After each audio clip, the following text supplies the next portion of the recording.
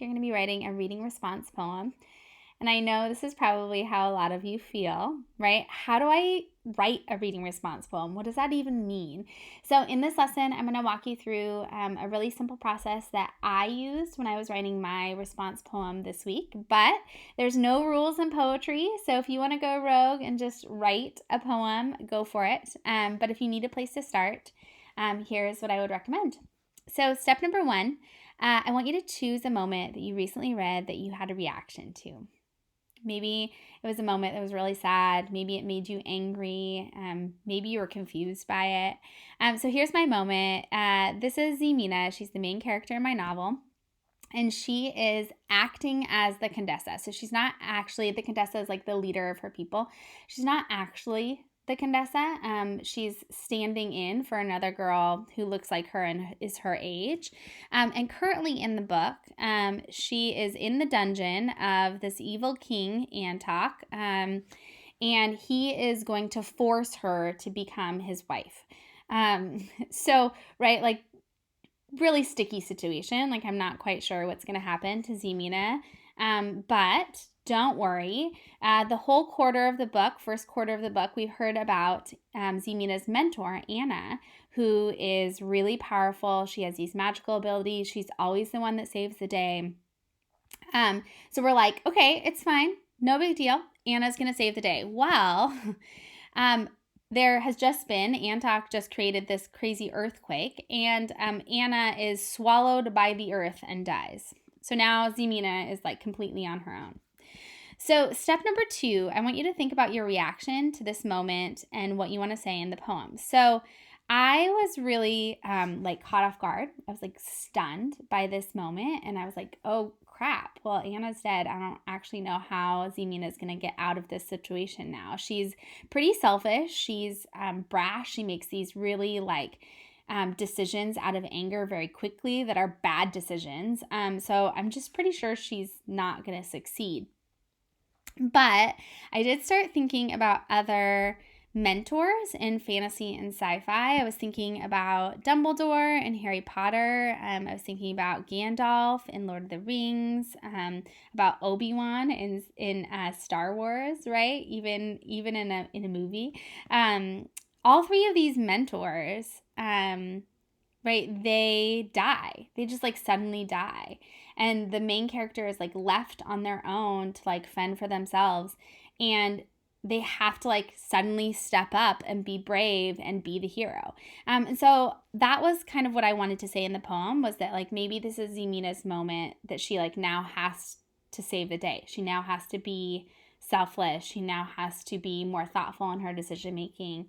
So that was kind of what I was thinking. So step 3, I want you to start with a short line from the novel. So really, really short. When I say short, very short. Do not choose a whole paragraph.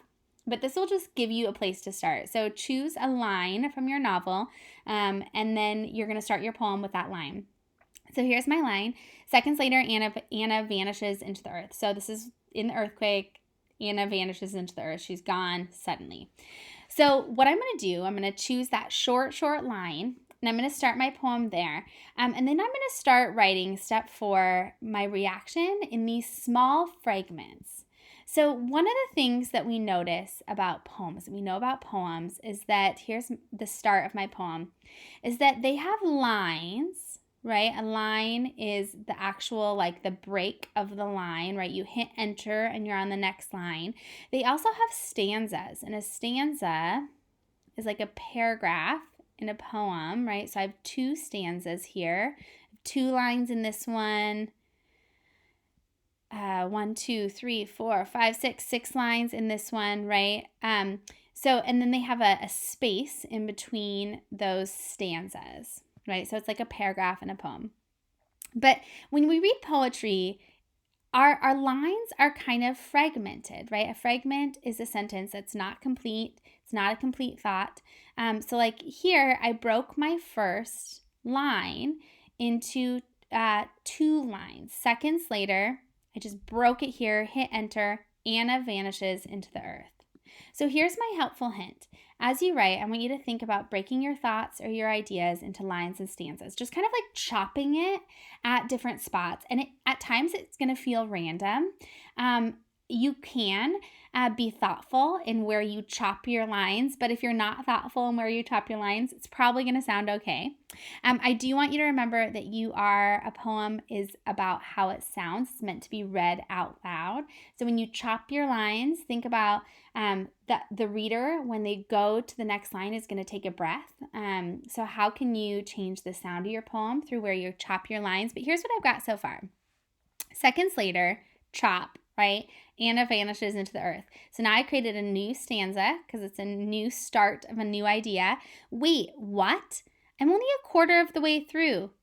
And Zemina's rock, mentor, the one who swoops in and saves the day, is dead, right? I want you to notice that here, like, I wanted mentor to have its own line because that was like the big important thing about Anna, is that she's her mentor.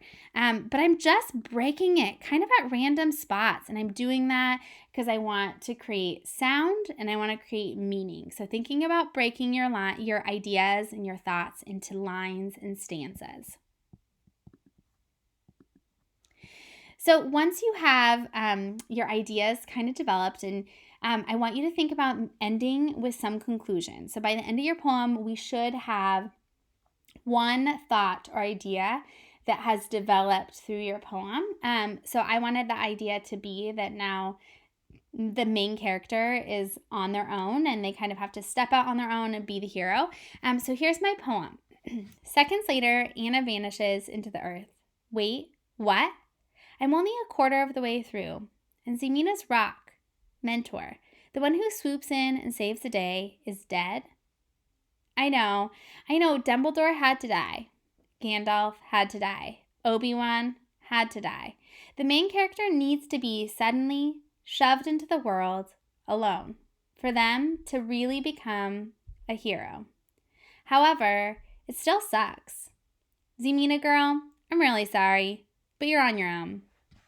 So I want you to notice a few things. So I want you to notice that my stanzas are all different lengths. Like this one we said was six lines long. This one's just one, right?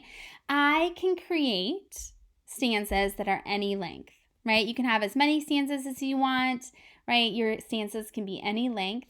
Poetry does not have any rules unless you're writing in one poetry form that has significant rules. Poetry really is kind of a free-for-all. You get to make your decisions. What your poem looks like is really up to you. I also want you to notice, again, that I'm just like breaking my lines in kind of random spots, and I'm doing that because I want things to be on their own line. Like here, the main character needs to be suddenly shoved into the world alone for them to really become a hero, right? Like I wanted a hero to be on its own, to have its own line. I want you to notice that I'm using some repetition here, like Dumbledore had to die, Gandalf had to die, Obi-Wan had to die, right? You could play with repetition. You can play with sound. You can throw in some figurative language if you want. It's really up to you. But what's important is that you really are just thinking about your reaction and writing down your ideas and just kind of like breaking it into poem form. Okay, and then lastly, step 6, I do want you to write just like a super quick paragraph explaining your reaction. So here's my paragraph. I'm just kind of explaining what my poem is about, my poem's meaning is. When Anna, Zemina's mentor, died, I was really surprised. It just seemed really early in the book for her to die. Zemina is currently in enemy hands and isn't really prepared at all. She's hot-headed, selfish, and seems to always make mistakes. I'm really not sure how she's going to make it out of this. However, when I started thinking about other fantasy novels, I realized that it was probably important for Anna to die for her to finally get over herself and become someone who could sacrifice for her people. Okay, get started.